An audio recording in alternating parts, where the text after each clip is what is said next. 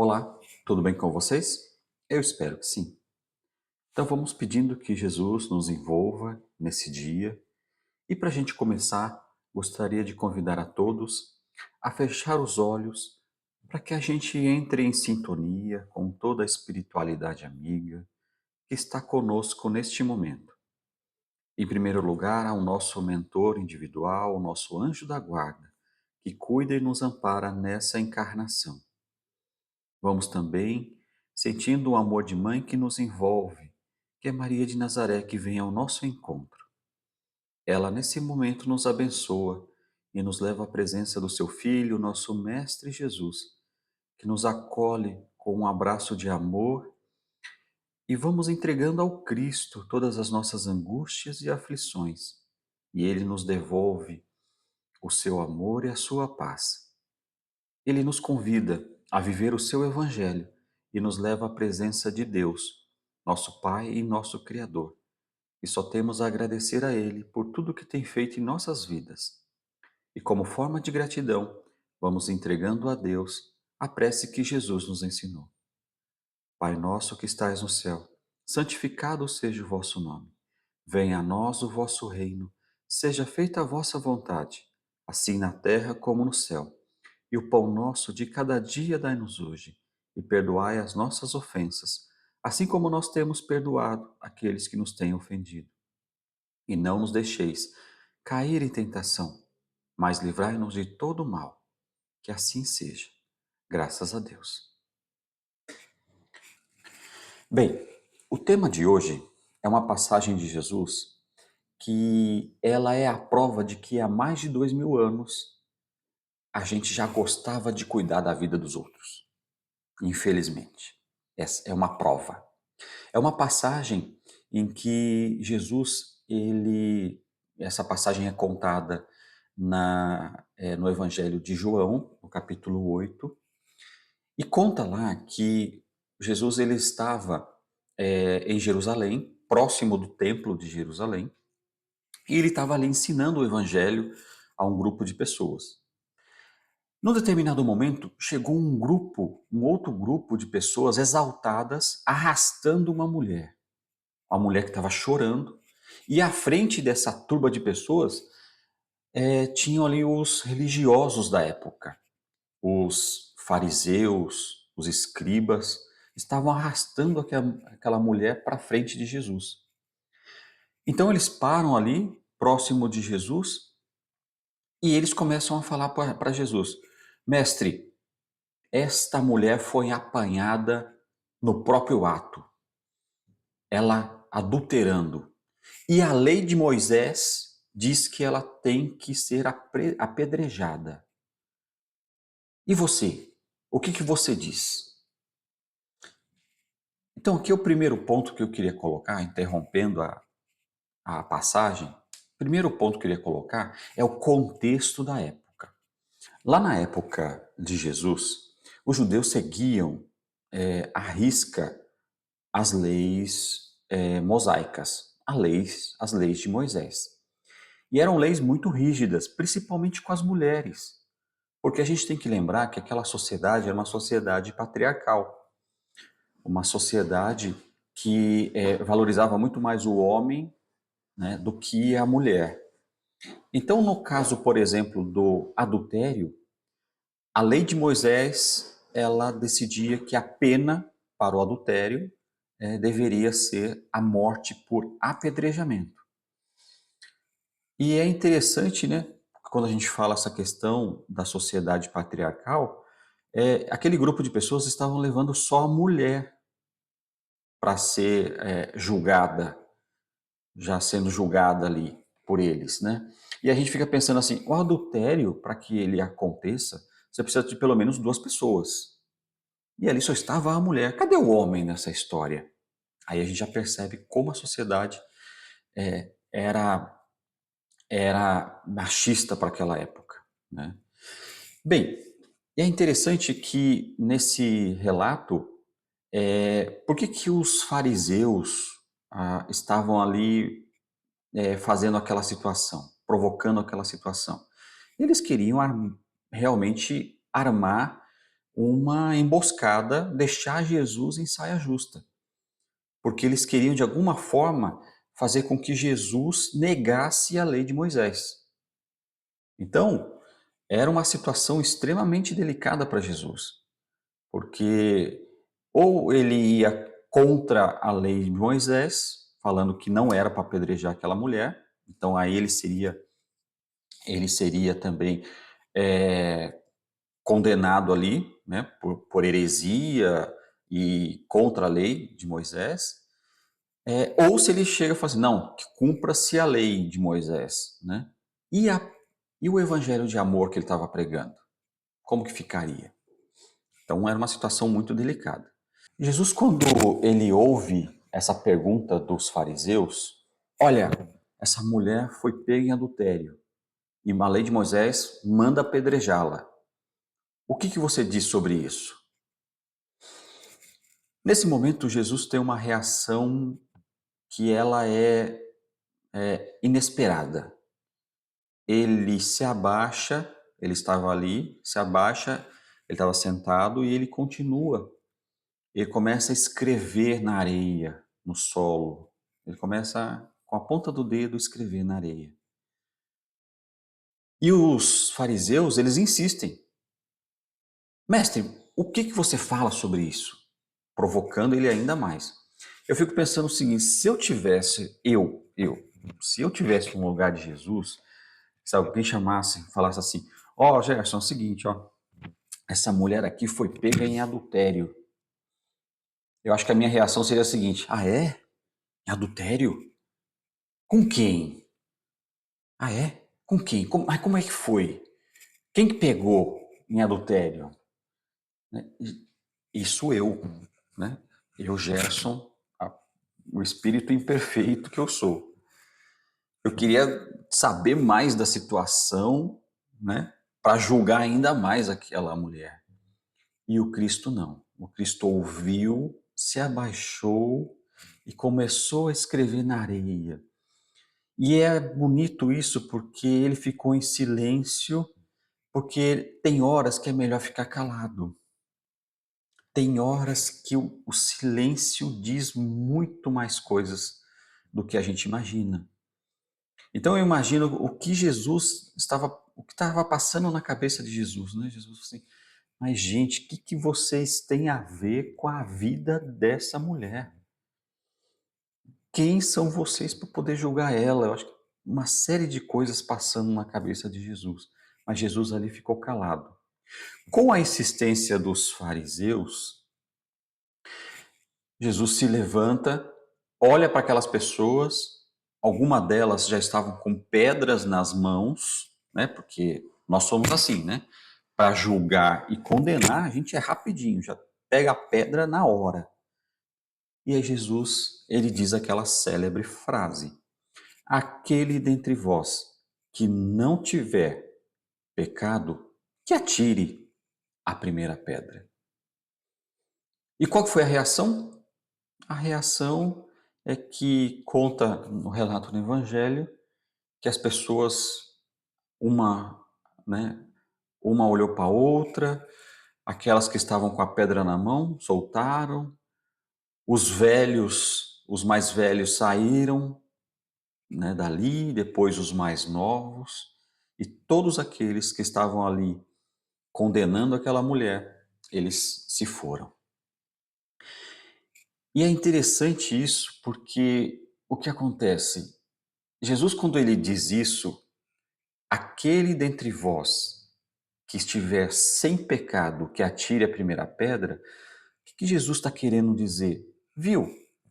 Quais de vocês aqui tem moral suficiente para julgar essa mulher? Qual de vocês aqui não é um pecador da mesma maneira que essa mulher é? E é exatamente isso que a gente tem que se lembrar quando nós emitimos um julgamento para com o nosso próximo, para com as outras pessoas. Então, percebam que desde aquela época a gente já alimenta o nosso julgamento que às vezes é cruel para com o nosso próximo. Nós estamos julgando a todo momento. Percebam que, né, em pensamento, por exemplo, a gente está julgando a todo momento. A gente sai na rua, a gente encontra alguém com uma roupa diferente da nossa, com um visual diferente que o nosso, um cabelo colorido diferente que o nosso. Pronto, a gente vai lá e já emite um julgamento. Em pensamento, a maior parte das vezes. A gente tem que lembrar que Deus, ele conhece todos os nossos pensamentos. Então a gente já vai lá, já julga, já condena, já sentencia e se tivesse uma pedra na mão já jogava. Infelizmente nós somos assim. E eu me coloco como também, eu também estou trabalhando isso dentro de mim. Não pense que eu sou diferente de cada um de vocês. Eu também me pego fazendo julgamentos absurdos com relação às pessoas. Né? E a gente julga pessoas que às vezes a gente julga a pessoa que a gente conhece, a gente julga a pessoa que a gente nunca viu na vida. É algo impressionante. Um relato pessoal. Eu já contei isso algumas vezes, mas foi para mim um momento que marcou, foi muito marcante, que eu aprendi muito. Eu estava na fila de um caixa de supermercado. Fila do caixa do supermercado. Não tem melhor momento para a gente começar a julgar. Não tem. Não tem. Eu acho que é fila do banco também, né? É uma coisa muito propícia para você julgar. Mas ali, fila do caixa do supermercado, principalmente naqueles dias onde o mercado está lotado. Então eu estava ali, né, fazendo já a minha coleção de julgamentos. E o que acontece? Na minha frente tinha um casal de uma senhora e um senhor passando as suas compras. E a mulher que estava com o carrinho, ela estava toda vestida com saia, tudo arrumadinha e tudo, um coque na cabeça, tal, de cabelo comprido, aquele coque. Aí eu olhei assim, falei assim, Aí já comecei a julgar. Falei, essa daí tá com cara de ser crente. É evangélica. É evangélica. Com uma saia desse tamanho, um cabelo num coque. Ah, isso aqui é evangélica. Tá na cara. É evangélica. Já julguei, né? Já começou o julgamento aí. Aí eu olhei para o carrinho, esperando a minha vez, o carrinho, né, desse casal. Eu olhei lá, tinha as compras, algumas coisas e algumas garrafas de cerveja. Pronto. Já criei o meu julgamento, já dei mais um julgamento a mais. Né? Já melhorei o meu julgamento. Eu falei assim, então quer dizer que a irmã da igreja tá comprando cerveja, então. Olha o nível do julgamento. Tá? E aí, o que acontece? A partir do momento que eu pensei aquilo, eu só pensei, gente. Eu só pensei. Naquele exato momento que eu pensei, eu fiz esse julgamento, foi como se tivesse uma voz brotando aqui no meu ouvido, né? Depois eu entendi que com certeza foi o meu anjo da guarda que foi lá e me deu um toque. Eu ouvi assim o seguinte, assim, Gerson, por que você está emitindo esse julgamento contra essa nossa irmã?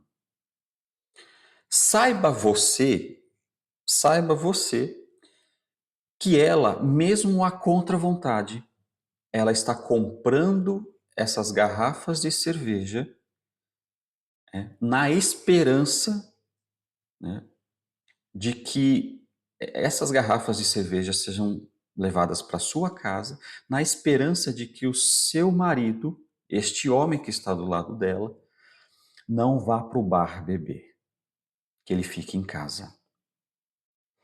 Aquilo para mim foi um tapa na cara tão grande. Eu fiquei vermelho sozinho na fila do caixa do mercado. Como que a gente pode emitir julgamentos da vida dos outros se não conhecemos a vida deles?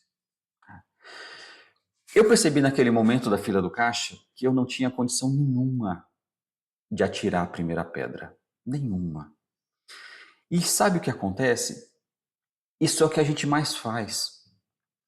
A gente cobra a perfeição dos outros, perfeição essa que nós não temos. Lá, numa outra passagem do Evangelho, Jesus diz assim: por que você repara no cisco no olho do teu irmão, mas você não vê o tronco que está no seu olho? Então a gente tem uma dificuldade tão grande de ver os nossos defeitos e uma facilidade tremenda de ver, enxergar o erro dos outros. E aí Jesus continua, né? Ele na passagem, então ele fala para a mulher, né? Ele fala para aquele grupo, quem tiver pecado, que atire a primeira pedra. O grupo se esvazia, que estavam condenando aquela mulher. Então Jesus, ele se volta para aquela mulher e pergunta para ela assim: mulher, onde estão aqueles teus acusadores? Ninguém te condenou? E a mulher responde: ninguém, ninguém, mestre. E aí Jesus continua: eu também não te condeno. É bonito isso porque Jesus, ele foi o espírito mais perfeito que pisou nesta terra. Ele tinha toda a autoridade moral para condenar aquela mulher. Mas ele deixou bem claro que nenhum de nós tem a capacidade de julgar, nem mesmo ele. O único que pode nos julgar é Deus, o Criador de todos nós. E aí, para finalizar essa passagem, Jesus, todo mundo, né, normalmente nessa passagem termina por aqui, mas não, Jesus no final ele diz algo muito bonito. Aí vem o Jesus, que é o Jesus educador de todos nós. Ele vira para aquela mulher e diz: então vai e não peques mais. Então vai e não peques mais.